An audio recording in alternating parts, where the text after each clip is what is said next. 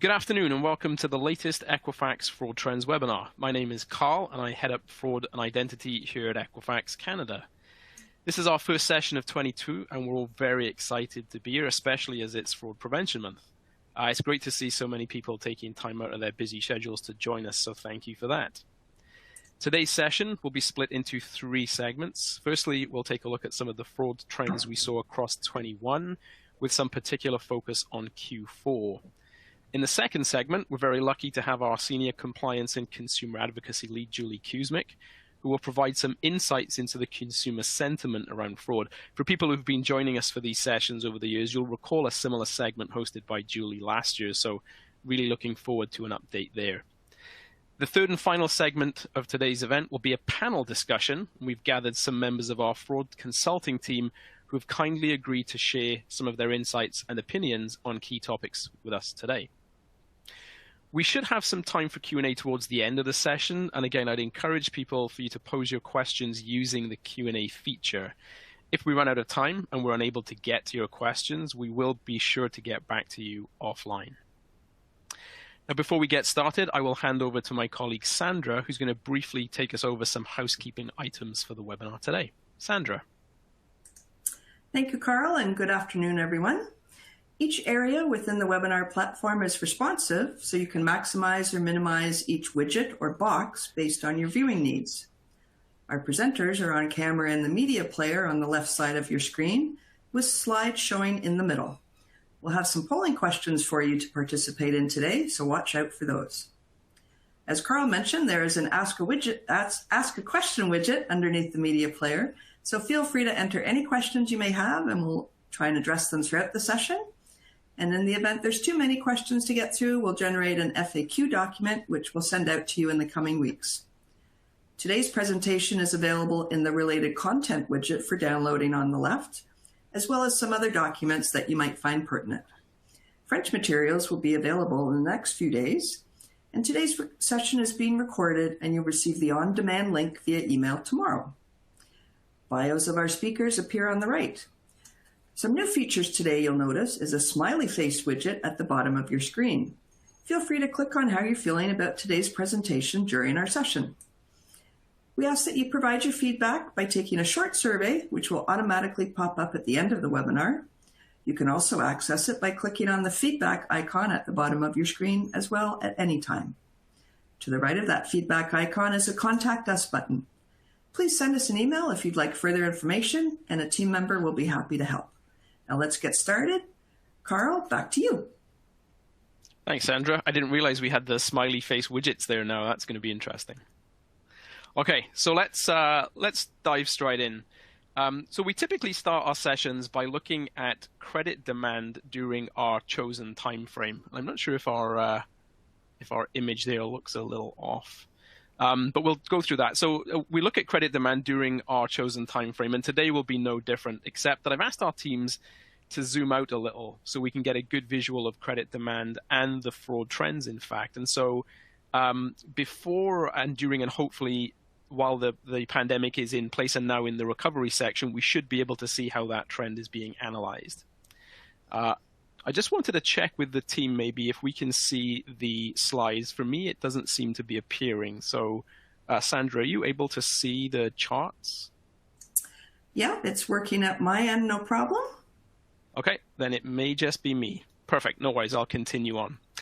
Okay, so the chart that you can see now actually shows hard inquiry counts by quarter from 2018 right to the end of 2021.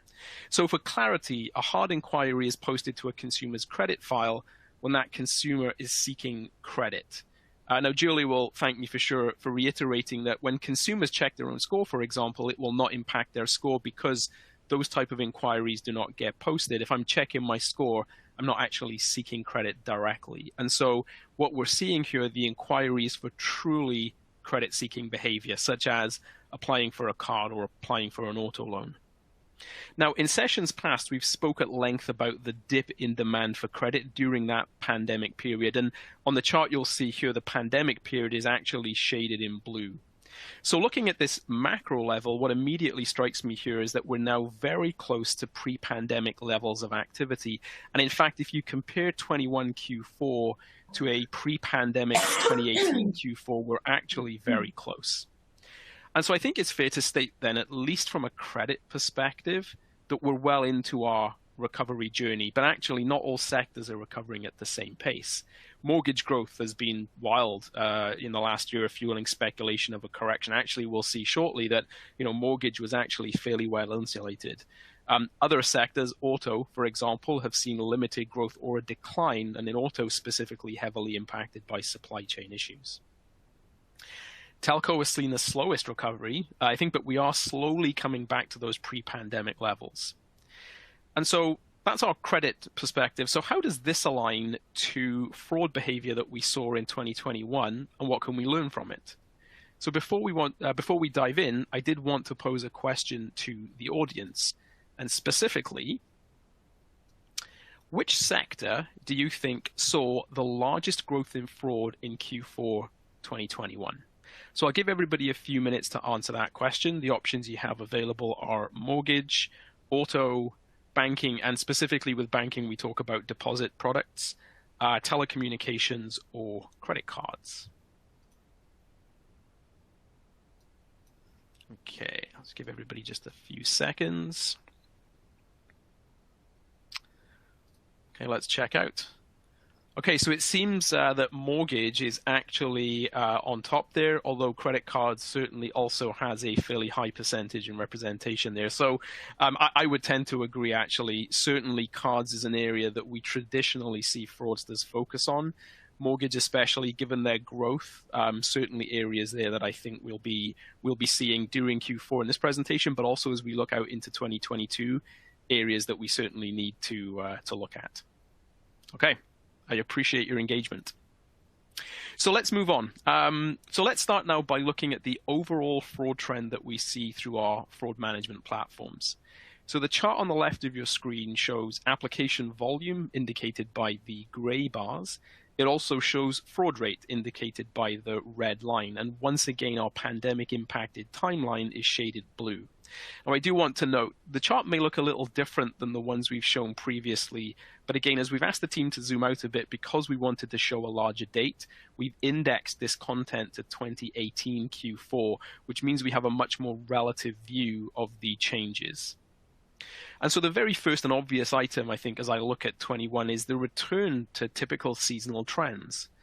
If we look at Q3 2019 and Q3 21, we can see that the fraud rate is actually almost the same, albeit there are different application volumes in 2019, therefore indicating a different mix of fraudulent applications more recently. But what we can see are those very typical seasonal dips that we would normally expect in Q3, followed by an increase in fraud rate as we move into the fourth quarter. I should also point out these are calendar quarters. So this seems to generally align to the signals that we're seeing in our credit business. Now, if we look at this in comparison to the heavily impacted period, again shaded blue, we can see the fraud rates increased in Q1 and Q2 despite those heavily reduced application volumes, then followed by significant increase in Q3 and a drop in the fraud rate once again. It's always good to call out that these measures do have an inverse relationship. So changes in application volume will put pressure on the fraud rate. What's important is to look where there is a disproportionate change in the fraud rate. That is typically indicative of some kind of targeted attack.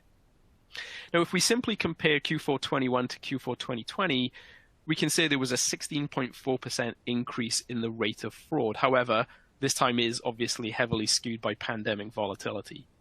If we compare Q4 21 to Q4 2019, then the rate is actually down of over 8% actually on similar application volume. Let's focus our attention now on the chart to the right of our screen. This actually shows the split between first and third-party fraud, the blue line indicating first-party and the orange line indicating third-party fraud. Now, Equifax has always observed a lower incidence of third-party fraud through the platforms that we operate, but actually since the pandemic, we have been seeing a material increase in third-party fraud. And certainly during the last quarter of 21, there was a significant spike. Actually there, I think we see 56% increase year over year. So, important changes in third-party fraud, and we'll get into that a little bit more in a moment. Let's take a quick pass through the reason code distribution. I actually like this measure personally. It kind of hones in on where and how fraudsters are trying to attack. So it's no surprise true identity fraud continues to be the predominant reason code attached to fraudulent records. But the 49% we can see there in Q4 of 21 is actually one of the highest that we've seen in recent times. That's a pretty huge number. The jump from 34% in Q3 to almost half of all records identified as suspicious across the entire consortium in Q4 can be attributed mostly to deposit account activity and to a lesser extent the card segment. So on another interesting note, last time we noted that indicators of increased digital channel usage and thus the fraud that follows was increasing.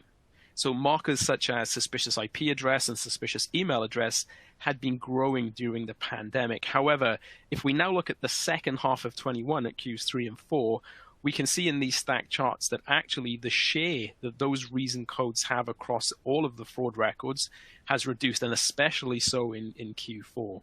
So the question we have to ask ourselves is, what's driving that true ID fraud? So best way to look at that is to actually get into some of the fraud trends by industry. So the data that we've covered so far is across the entire consortium, and it gives us a good indication of overall fraud activity within the Canadian economy. In the next few slides, we're going to spend a little time looking at fraud patterns within specific verticals. This often gives us some really good insight into what is happening in that vertical and how the fraud landscape differs across those areas. So first on our list will be the mortgage vertical.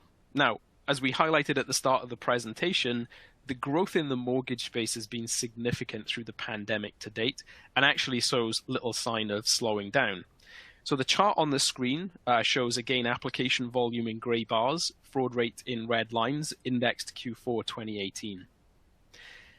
Now we can see generally that applications have grown throughout the period from 2018 and actually did not see the impact of the pandemic as much as other verticals, fairly well insulated. What is happening when we're looking at this multi-year view, though, is the seasonality and how that has remained relatively unaffected. As you can see, we typically see peaks around Q4 and Q1 and then troughs in Q3. 2021 followed this trend almost exactly. There was a high spike we observed in the first half of 21 and then a drop in Q3 before again the typical upward trend in Q4. In terms of the reason codes identified or fraud reasons for these suspicious applications, the majority of those reasons come from false information being provided to lenders. This grouping of reasons increased by about 9% from Q4 20 to a very large 67% of all mortgage fraud attempts that were caught. That number is huge. And so what I would say to all our mortgage friends out there, this has to be a key focus when we're looking to mitigate risk in our business. Let's make sure our teams know what to look for and to stay diligent when looking at documents provided. Let's know what we're looking for with pay stubs, NOAs, etc. Now, identity fraud historically has not been a leading reason code in the mortgage space, or I should say certainly one that has not been tagged as the primary reason by those investigation teams. But interestingly now, we're observing an 18% increase in incidences of fraud related to this group, certainly when comparing Q4 20 to Q4 21. So there's an interesting trend there and an emerging pattern that we certainly should be aware of. Okay, let's move to our next segment. Next up is auto. So auto and asset-based lending, this segment has been significantly impacted by supply chain issues in recent quarters. And we can see this reflected in the fraud rate. It stands to reason, right? If there's no inventory, there's going to be limited opportunity for fraudsters to extract value. If I can't get my hands on the vehicle, then clearly I can't drive it to a shipping container and have it moved.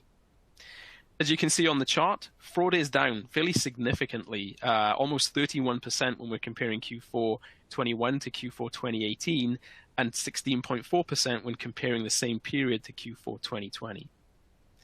What we can see in this chart are some weak signals of seasonal trends, but they're suffering a huge amount of interference given the muted application volume. The lift in 2019 and early 2020 was primarily as a result of those heavily impacted application volumes. If we look at reason codes associated with the suspicious applications, the key drivers in this segment are all related to false information, which is very typical actually in this space. The changes that we're seeing are volume moving between the different codes or specific reasons that fall within those same groupings. This is indicative of fraudsters leveraging their available identities in different ways to get their hands on the few vehicles that were available during that time.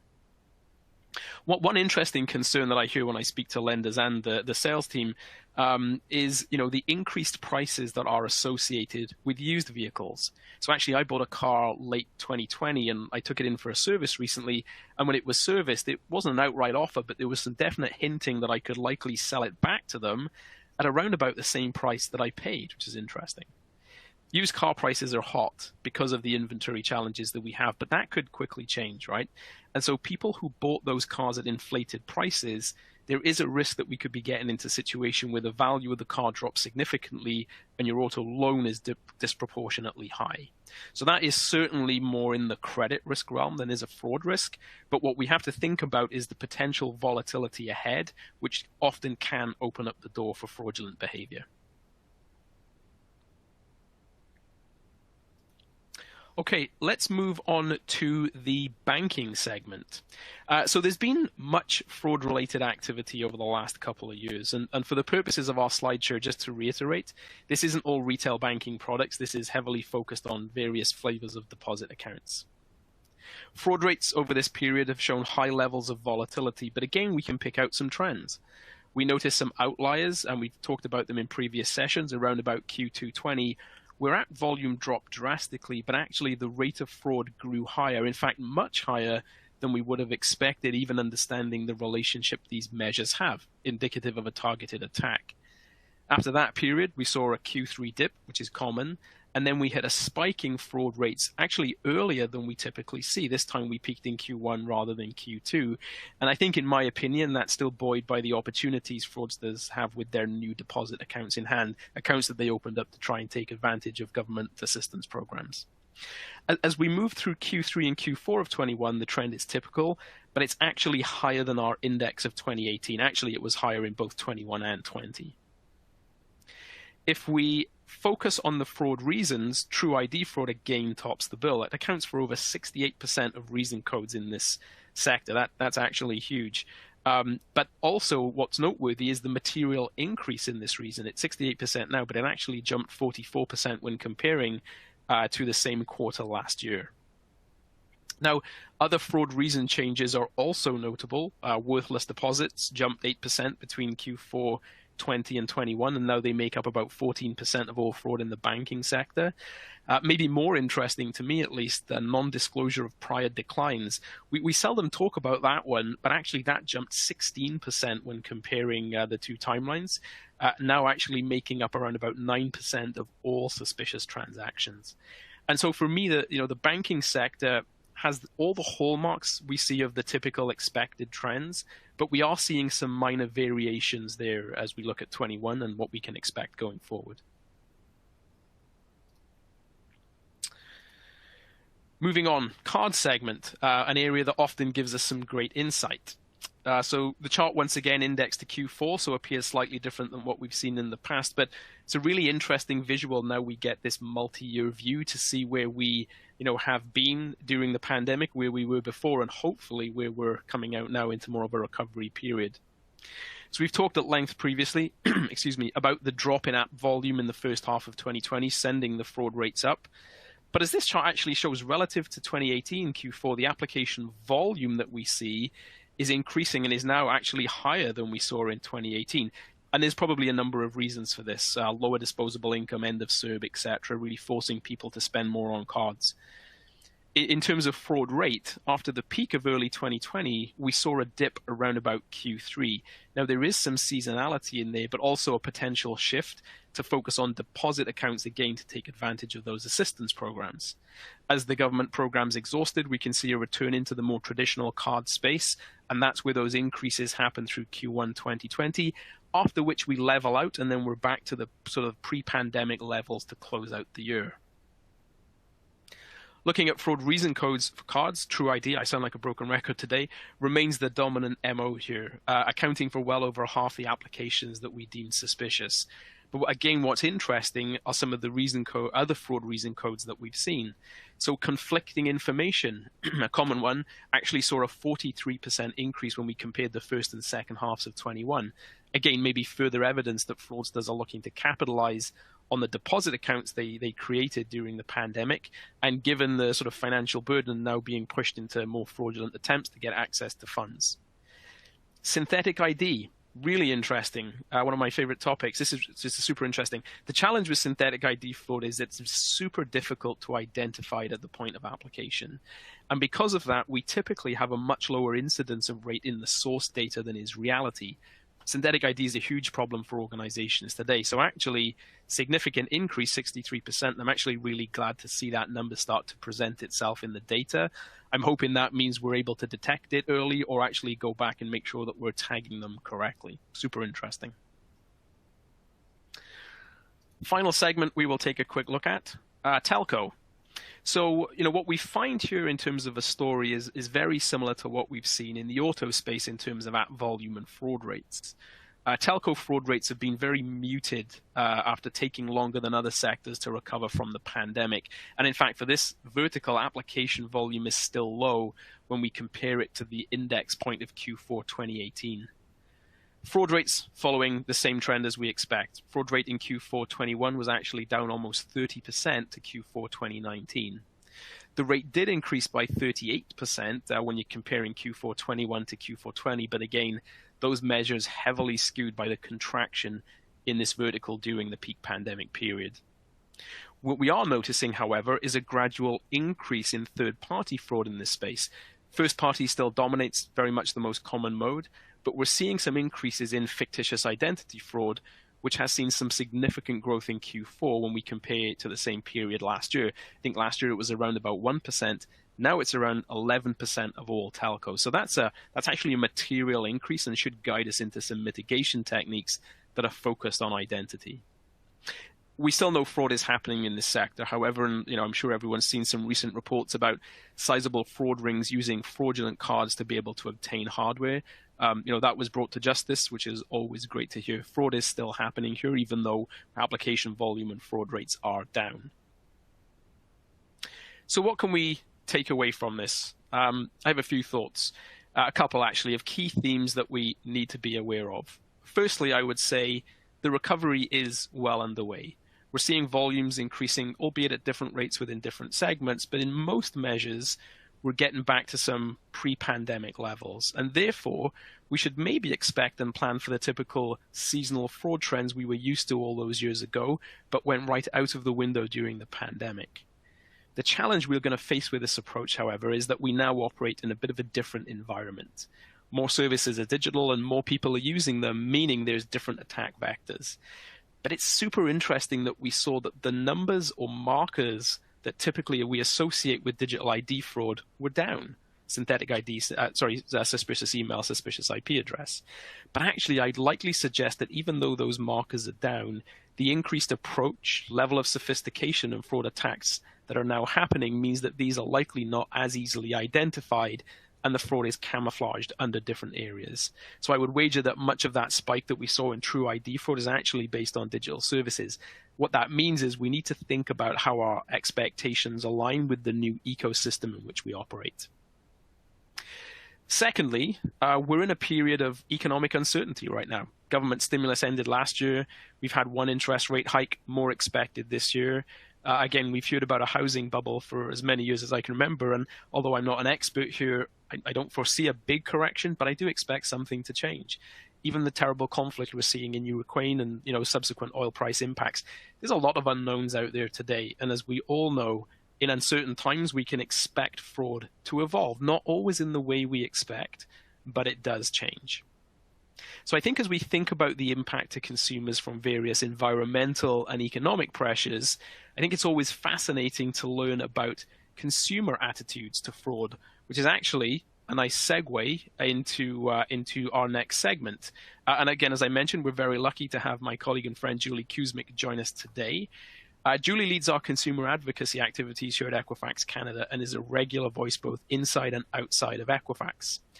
So today, Julie's going to be providing us with some insight about consumer sentiment towards fraud. So Julie, welcome. Thanks for being with us today, and we look forward to your segment. Such a pleasure. Thank you so much, Carl.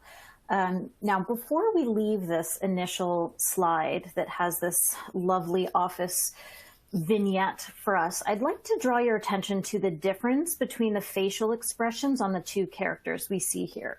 This will become relevant in a moment. So we see on the gentleman, he's maybe a bit excited or happy or interested. And on the woman in the photo, she looks perhaps a little more suspicious. And I think we're going to see a bit of a trend there when it comes to how men and women are feeling about fraud. So if we move on to the next slide, these results that we're looking at come from an online survey that Equifax commissioned through Leger just about a month ago, between February 11th and 13th, using their online panel. So the number of Canadians surveyed was just over 1,500. The number of survey respondents indicating a feeling of vulnerability while online held at 78% this year, which is the same as what we saw last year back in 2021. But the interesting thing is the gap between women and men has doubled. So men are actually slightly less concerned about fraud, according to our survey results, where last year we had a 75% response rate of men being concerned about fraud, and that's gone down to 73% this year, while women, the number increased from 80% last year up to 83%. Now, the concerns around the specific online scenarios are very similar to what we saw last year. So the top types of fraud that people are concerned about focused around computer viruses or some form of hacking, receiving phishing emails, the potential vulnerability while completing an online application using personal information, and concerns around sharing on social media. But one very interesting trend we see here is we asked the survey respondents, and we've asked this for the last few years, whether they think that identity theft is more likely to happen to someone else. It's not likely to happen to me. So starting back in 2020, we had 15% of our respondents say it's not likely to happen to me. Last year, 2021, that went down a bit to 11%, which was an encouraging trend. More people realize that every one of us as consumers are vulnerable to potential fraud and identity theft, no matter how much we think we know. So I was a little surprised and concerned to see that number increase to 16% this year. Now, that's obviously a low percentage relative to all the people who recognize that fraud could happen to them, but it's still a little concerning that we're seeing that go in what I would argue is the wrong direction. So we see that most consumers are feeling vulnerable to fraud, but what are the impacts of fraud that they are most concerned about? 93% of the respondents say that there is at least one aspect of fraud that concerns them. So the way this question is structured, people see a list of different potential impacts of fraud, and they select which ones they're concerned about. So in 2021, last year, we saw the number was 95% of people selecting at least one potential impact of fraud. So it's gone down a little bit to 93%. The number of people who chose 3 or more of the areas of potential concern was at 61%. And last year we saw that was at 68%. So again, perhaps a bit of a trend in people being slightly less concerned about specific impacts of fraud. So let's run through what some of the top ones were. Coming in at the top of the list is difficulty recovering my money. Now that one's actually gone down a little bit. Last year it was at 65%, this year 60%. Second is the time it takes to fix my affected accounts. Some of the other areas, just going down the list, having to prove that I am in fact a victim of theft or fraud, feeling violated, regaining confidence in financial institutions, worry about becoming a victim again, that one has gone down a noticeable amount. Last year it was at 36%, and this year 29%. So an interesting decrease there. Uncertainty around what steps to take if one does become a victim of fraud, and then at just under 30%, possibly being flagged as suspicious by the institutions and sites that I interact with.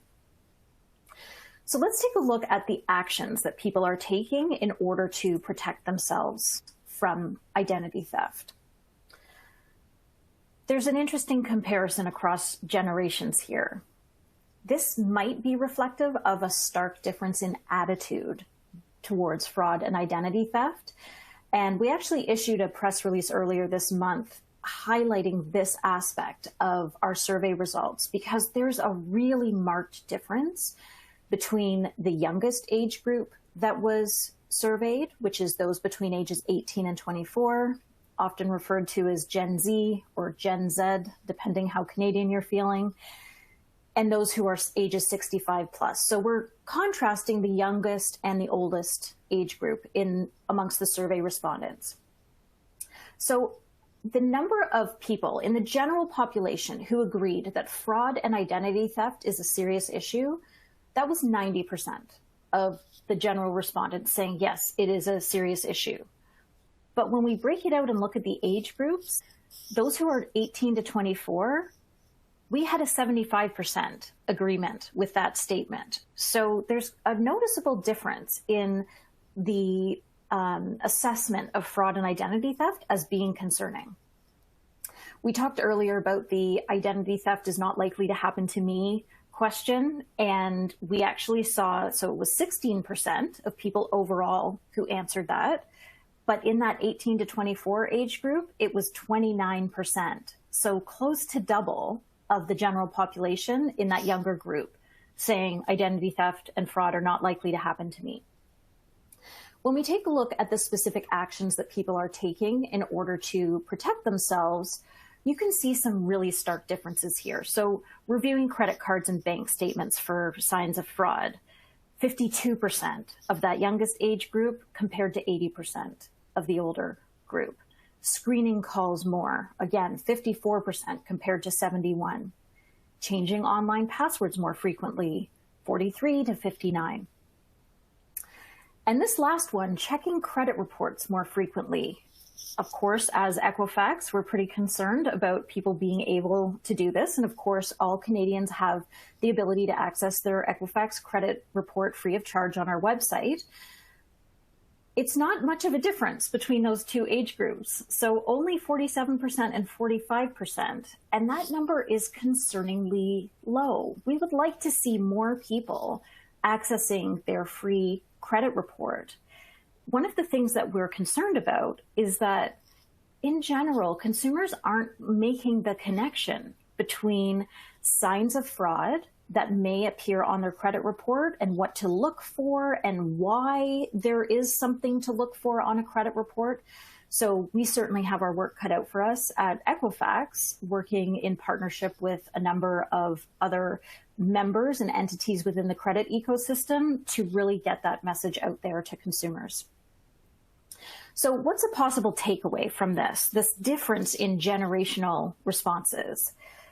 One thing we can consider is tweaking the tone and messaging to your target segments for your various consumer-facing products. Depending on the target demographics, maybe you're highlighting more about different aspects of fraud prevention, or perhaps highlighting what a potential outcome of being a victim of fraud is in order to help bridge that gap in understanding between the generations. So next up, let's talk about how much responsibility consumers will actually accept for fraud prevention. This was actually a pleasantly surprising result with this new question that we added to the survey for this year. So first, 87% of the respondents agreed that they share responsibility for protecting their personal information. And as you look through the different demographic age groups, that agreement increases as you go older and older. So the lowest level of agreement that I share responsibility for protecting my information was, of course, in that 18 to 24 age group. That was at 63%. But when you look at the 65 plus, that was 90% agreement. 78% agreed with the statement that it's really up to me to protect my personal information. I need to do more to protect my personal data. Almost half of the respondents agreed with the statement that data breaches are a fact of life. However, the spread here is 37% in the youngest group, up to 52% in the 65 plus. So even though 87% of the respondents agreed that they share responsibility for protecting their personal information, 88% say that companies need to do a better job protecting their personal information. So companies, you do have a little more support from the younger generation here, so perhaps something to celebrate. Only 68% of that Gen Z 18 to 24s agreed, whereas 94% of age 65 plus agreed that companies need to do a better job protecting my information. One thing most people do agree on is that the government needs to do a better job educating people about ways to protect their own personal information. So that was an 83% agreement with that statement across the entire population, with the range from 73% with the younger folks up to 90% of people who are age 65 plus.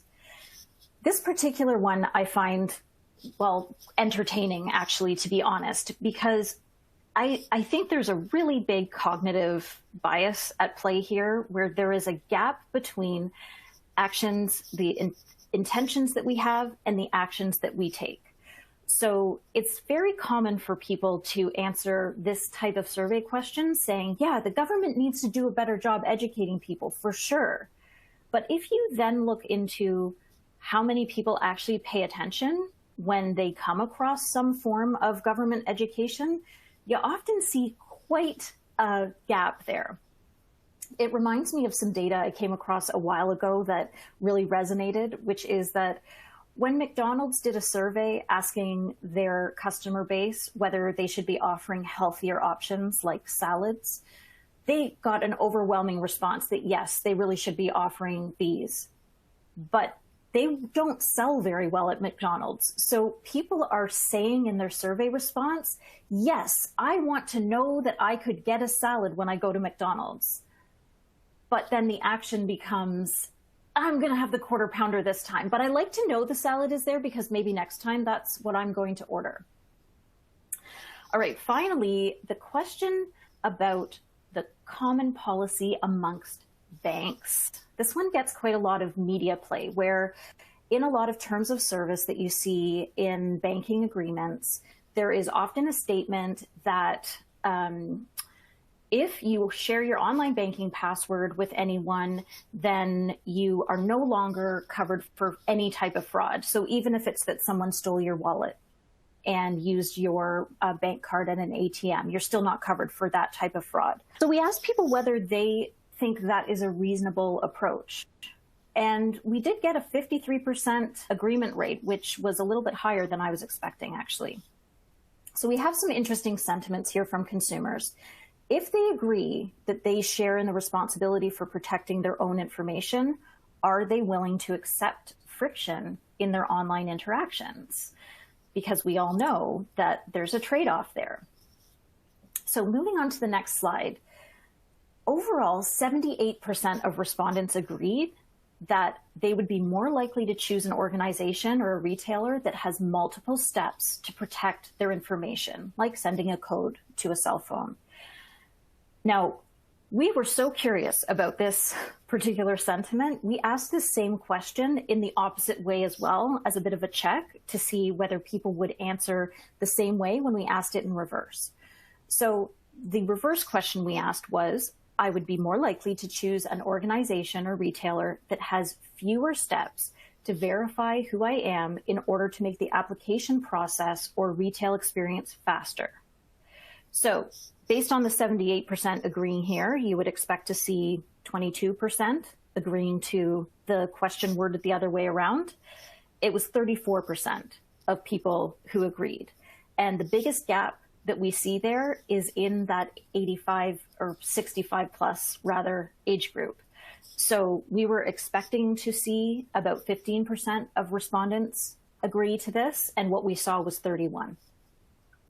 So in other words, the older folks seem to be saying that they're willing to accept more friction, but that they also prefer less friction. All right, so where does this leave us overall? Most people are taking the risk of fraud and identity theft seriously. And we do see a fairly consistent increase in the concerns as you move up the demographic age groups. 83% agreed that governments need to do more to educate consumers. I think it's important to take the message there that consumers feel they need to be better educated. My personal suspicion is government may not be the right entity to do it. So as businesses that interact directly with consumers, we have a lot to consider on how we can help them feel more confident, how we can help them understand the ways in which they already are protected, since so many people feel like companies need to do more. But do they actually understand how much work is already underway and how well protected they already are by the steps that have been taken? So there's importance in targeting your messages, really thinking about who your target audience is and what their sentiments or concerns might be. And finally, consumers may be willing to accept more friction than we think, but got to make sure that we're explaining things well. With that, I will pass back to you, Carl. Thanks, Julie. I really appreciate it. Always super interesting to see the results of these surveys. I'm always fascinated by the difference in the percentages across the age demographics. I have a number of nieces and nephews who are absolutely intent on storing all of their personal information on social media. So I understand why they may be less concerned about it. It's interesting, but yeah, the friction one also for me, excuse me, is super important. And actually, what I'd like to do is pose a question to the audience, but this time I'd like everyone to think of themselves as a consumer rather than in your professional lives. And the question specifically, as a consumer, how much friction would you be willing to experience in order to safeguard your personal identity? So we have a couple of options out here, from the simple password only to provide some ID verification right through to some multi-factor or biometric point. So I'll give everybody a few seconds to respond to that one, but I'm very interested in the results because we always look at much less frictionful approaches to identity as the gold standard. But it's interesting the sentiment that we get that consumers are willing to take a little if there's incremental safeguards to protect them. Okay, we'll just give everybody a few minutes. You can see we still have some responses coming in. All right, let's check it out. Wow.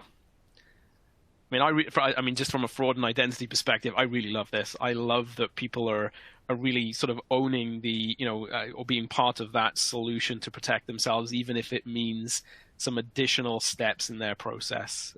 So really, really enjoy that. All right. So, Julie, thank you very much for your time. Really appreciate it. I think you're actually going to stay for the panel as well, so I'm extremely thankful for that.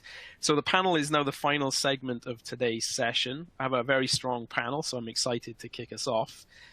Just want to introduce the panelists we have today. So we've just heard from Julie. Julie's been with Equifax for over 6 years, and in her current role as Senior Compliance Officer Consumer Advocacy, Julie's focused on compliance within applicable legislation, as well as helping Canadians build credit confidence. I know that's very close to your heart, so welcome, Julie. We also have Sophia Rodopoulos. Sophia's been with Equifax for 5 years and currently a pre-sales consultant focused on fraud and identity. Excuse me. Sophia supports credit unions clients, fintechs, and other financial services clients.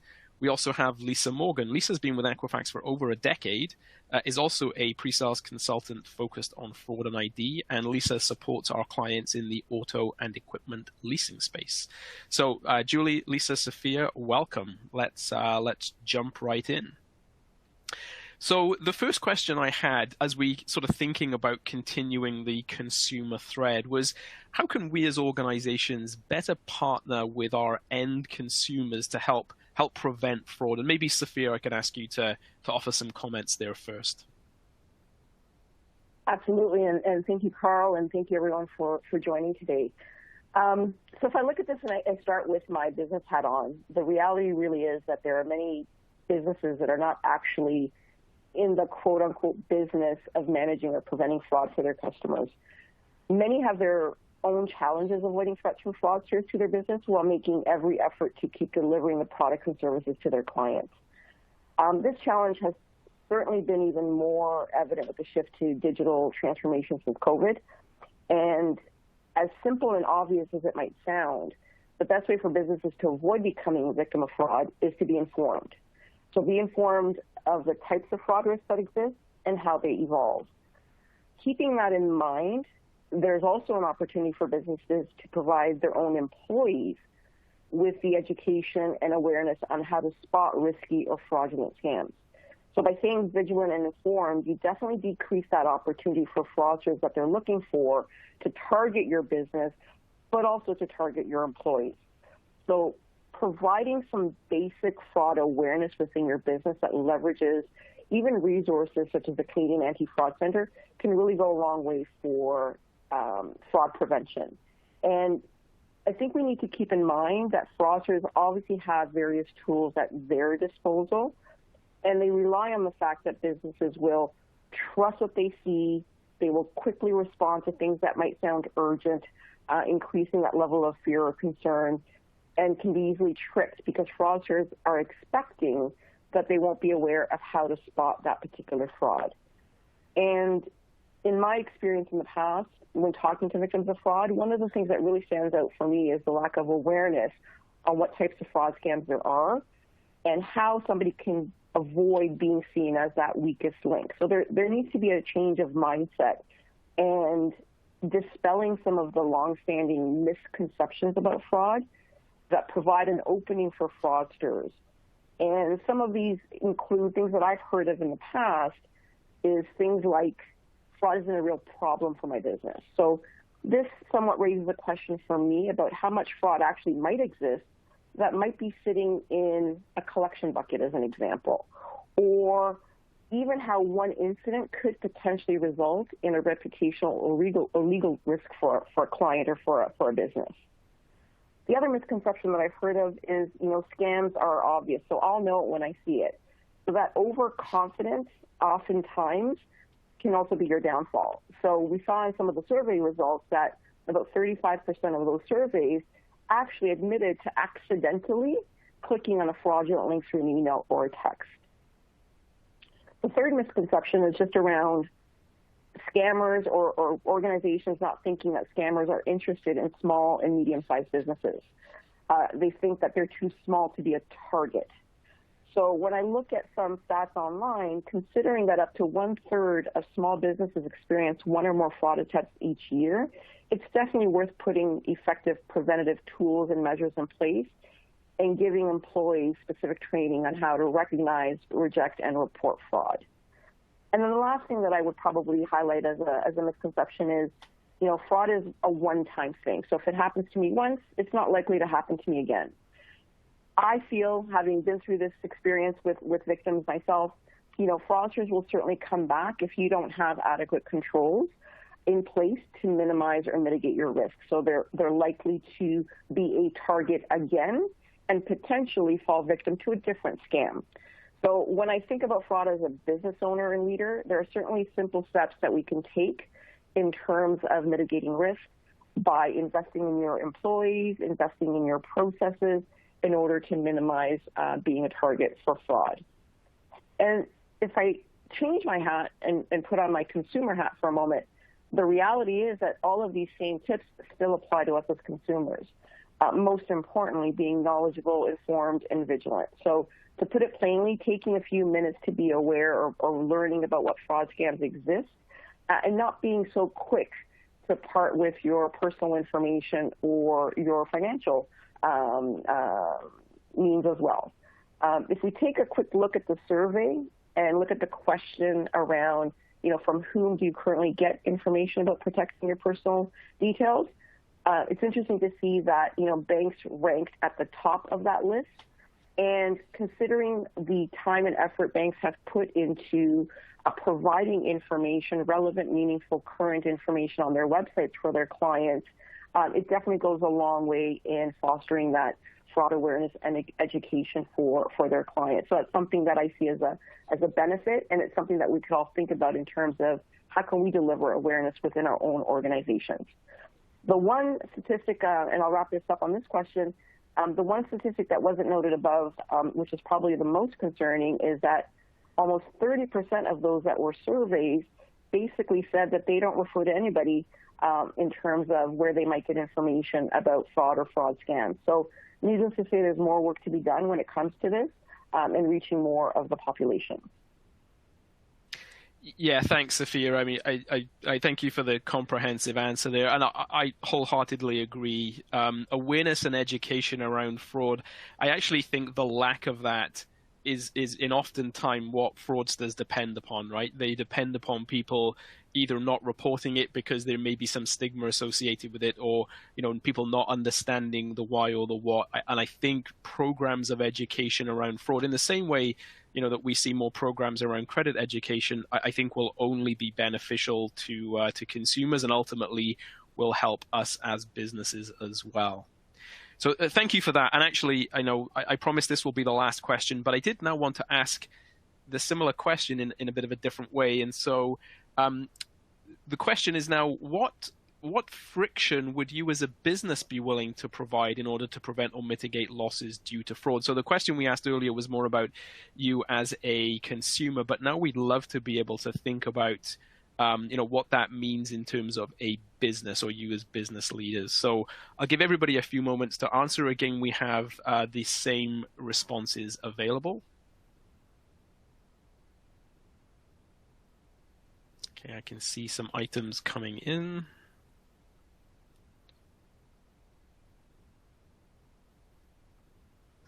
Okay. 5 more seconds. There we go. Okay, let's take a peek.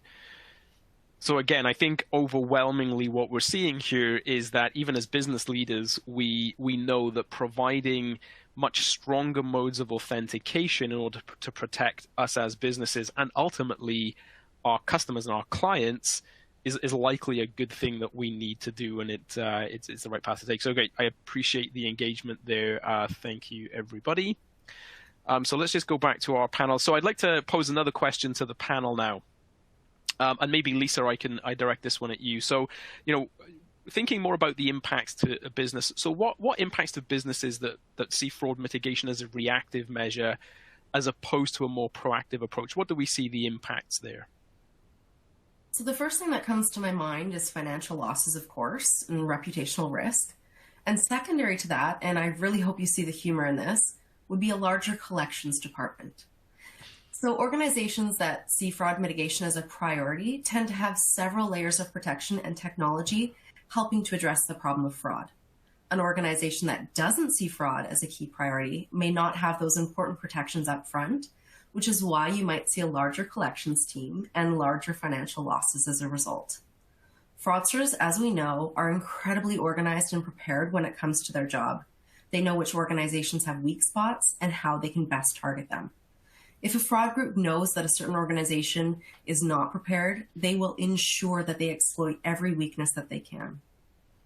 Julie mentioned earlier that the majority of Canadians feel that identity theft and fraud is a serious issue, and one that we can all agree we want to counter. Most also agree that governments should increase penalties for fraud and penalize companies who don't have adequate security measures. That's 77% of people. So if 77% of individuals agree that companies should be penalized who don't have adequate security measures, it becomes clear that not having adequate protections is a reputational risk.